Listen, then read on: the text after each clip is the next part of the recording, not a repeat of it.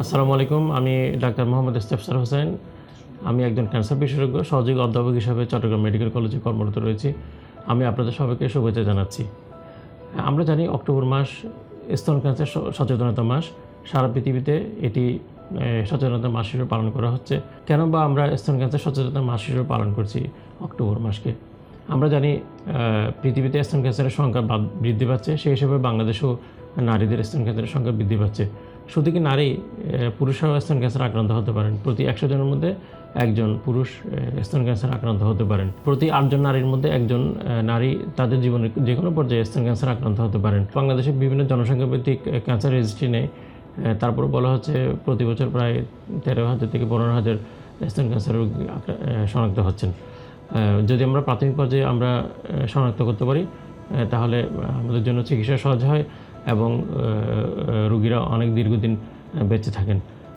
বাংলাদেশের প্রেক্ষাপটে স্তন ক্যান্সার সাধারণত তাড়াতাড়ি নির্ণয় হয় না, বরং বেশিরভাগ ক্ষেত্রে দেরিতে নির্ণয় হয়, যেটাকে আমরা বলি লেট স্টেজ।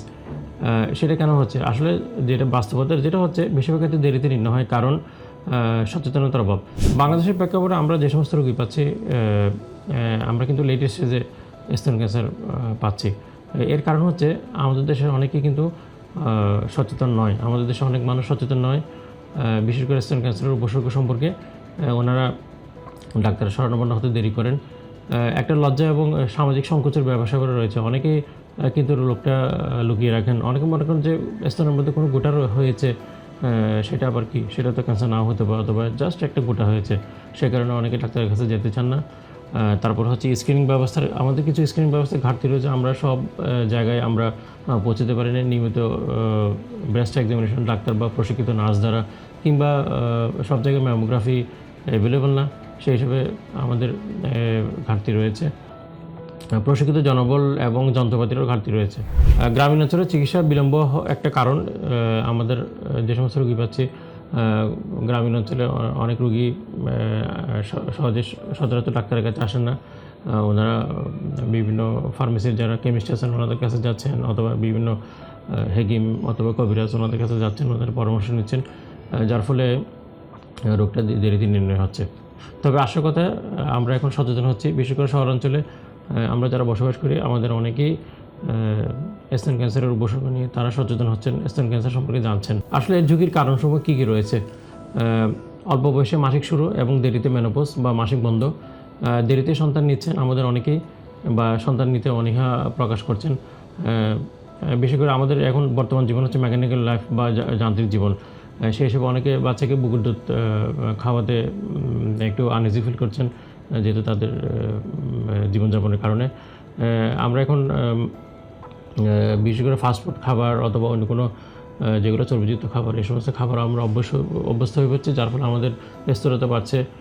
আমরা ঠিকমতো ব্যায়াম করতে পারছি না। বিশেষ করে এখন অনেকেই কন্ট্রাসেপটিভ পিল ইউজ করছেন।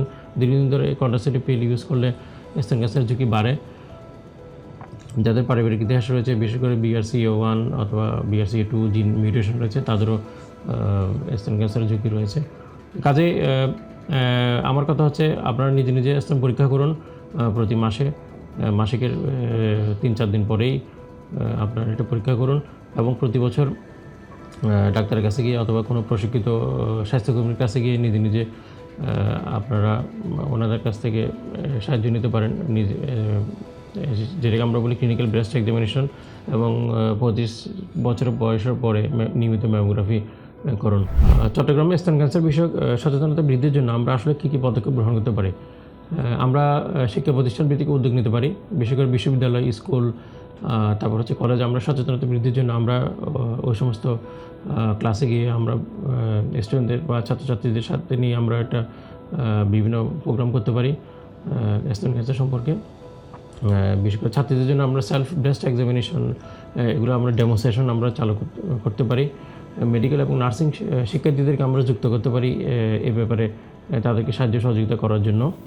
চট্টগ্রামের স্থানীয় টিভি অথবা রেডিও এবং পত্রিকায় আমরা এই সম্পর্কে আমরা বিভিন্ন সচেতনতামূলক প্রচার চালাতে পারি। যেমন প্রতি মাসে একবার নিজেকে পরীক্ষা করুন, এই ধরনের আমরা বার্তা দিতে পারি।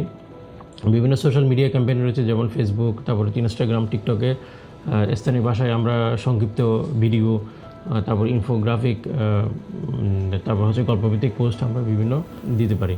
স্থানীয় ইনফ্লুয়েন্সার বা ডাক্তারদের আমরা সংযুক্ত করতে পারি। আমরা পিঙ্ক অক্টোবর আমরা উদযাপন করতে পারি। প্রতি বছর অক্টোবর মাস আসলে আমরা আমাদের বিভিন্ন স্থাপনায় আমরা পিঙ্ক লাইটিং করতে পারি, যেন জনগণ এটা বুঝতে পারে যে না, অক্টোবর মাস এসেছে এবং সেটা স্তন ক্যান্সার সচেতনতা মাস। বিশেষ করে আমরা বিভিন্ন ধর্মীয় স্থাপনায় আমরা মসজিদের অথবা মাদ্রাসা অথবা মন্দির অথবা গির্জার যারা প্রধান আছেন, আমরা ওনাদেরকে নিয়ে প্রোগ্রাম করতে পারি এবং তারা যেন তাদের বিভিন্ন ধর্মীয় প্রোগ্রামে স্তন ক্যান্সার সম্পর্কে জনগণকে জানান। তাহলে আমি মনে করি এ ব্যাপারে সচেতনতা আরও বৃদ্ধি পাবে। বিভিন্ন হাসপাতাল এবং ক্লিনিকের উদ্যোগে আমরা বিভিন্ন প্রোগ্রাম করতে পারি, যেমন ম্যামোগ্রাফি বা আল্ট্রাসাউন্ড। এই সমস্ত পরীক্ষায় আমরা ডিসকাউন্ট সপ্তাহ ঘোষণা করতে পারি এবং বিভিন্ন হাসপাতাল বা ক্লিনিকে ব্রেস্ট ক্লিনিক ডে আমরা চালু করতে পারি। সচেতনতা, সুষম খাদ্য গ্রহণ, নিয়মিত পরীক্ষা এবং স্বাস্থ্যকর জীবনযাপন, এই 4টি অভ্যাসই স্তন ক্যান্সারের অনেকটা কমিয়ে নিতে পারে।